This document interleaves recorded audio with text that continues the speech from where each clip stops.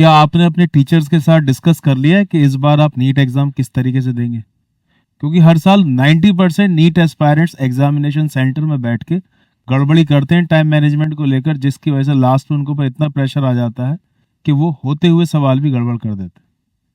Hello बच्चों, मैं हूं डॉक्टर जग्गी जमाल और पिछले 20 साल से अलीगढ़ के अंदर बायोलॉजी पढ़ा रहा हूं।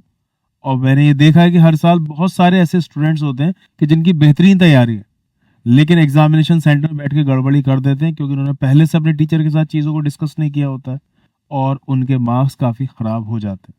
तो मुझे लगा कि एक बार सारे ही अपने बच्चों के साथ इन चीज़ों को डिस्कस कर लिया जाए कि आपको किस तरह से पेपर अटेम्प्ट करना चाहिए ताकि वहां पर कुछ मेजर मिस्टेक्स आपसे ना हो।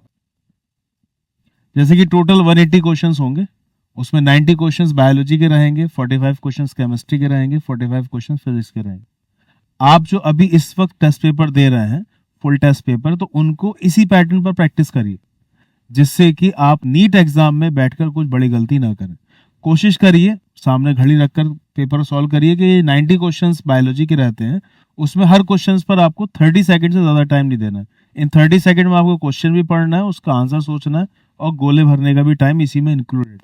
उस हिसाब से बायोलॉजी के 90 क्वेश्चंस आप 45 मिनट में अटेम्प्ट कर देंगे। केमिस्ट्री के 45 क्वेश्चंस आएंगे। 45 क्वेश्चंस में आपको केमिस्ट्री करते हुए इस बात का ध्यान रखना है किसी भी एक क्वेश्चन में 45 से 50 सेकंड से ऊपर टाइम नहीं जाना चाहिए। उस हिसाब से पूरी केमिस्ट्री का पेपर आप 40 मिनट में अटेम्प्ट कर सकते हैं। फिजिक्स के 45 क्वेश्चंस रहते हैं। कोशिश करिए इस तरीके से प्रैक्टिस करिए कि फिजिक्स के क्वेश्चन अटेम्प्ट करते वक्त किसी भी एक क्वेश्चन पे 60 से 80 सेकंड से ऊपर टाइम नहीं जाना चाहिए। उस हिसाब से आप फिजिक्स के टोटल क्वेश्चंस 60 मिनट में अटेम्प्ट कर सकते हैं। ये टाइम वाला क्राइटेरिया इसलिए इंपॉर्टेंट है क्योंकि अगर आप किसी एक पोर्शन में ज्यादा टाइम दे देते हैं तो फिर उसकी वजह से बाकी पोर्शन पर काफी प्रेशर पड़ जाता है। तो बायोलॉजी वाला पोर्शन 45 मिनट्स में हो जाना चाहिए, केमिस्ट्री वाला पोर्शन 40 मिनट्स में हो जाना चाहिए और 60 मिनट्स के अंदर आपका फिजिक्स वाला पोर्शन हो जाना चाहिए।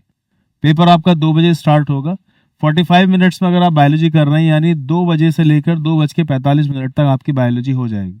एक दो क्वेश्चन ऊपर नीचे 2-4 मिनट भी हो सकते हैं। फिर आप 2:50 से तकरीबन अपनी केमिस्ट्री स्टार्ट करेंगे और अगर 40 मिनट का टारगेट बना के आप कर रहे हैं तो 3:30 बजे तक आपकी केमिस्ट्री पूरी हो जाएगी। और उसके बाद फिर आप फिजिक्स पर आ जाएंगे। 3:30 से 4:30 तक 60 मिनट के हिसाब से आप अपनी फिजिक्स भी सॉल्व कर लेंगे। अभी भी आधा घंटा आपके पास बचा हुआ है। जब आप पेपर सॉल्व कर रहे होंगे तो किसी भी क्वेश्चन को आप ज्यादा टाइम नहीं देंगे। जैसे कोई भी ऐसा क्वेश्चन नहीं होता है नीट एग्जाम में उस पर 2 मिनट दिए जाए।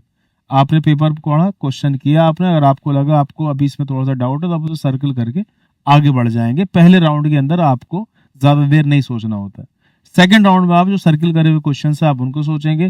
तो जो रीचेक कर रहे हैं क्वेश्चंस, मार्क्ड क्वेश्चंस, उनके लिए भी आपके पास 30 मिनट बच जाते हैं। 4:30 से 5 के बीच आप उन्हें आसानी से देखकर उन पर आंसर लगा सकते हैं।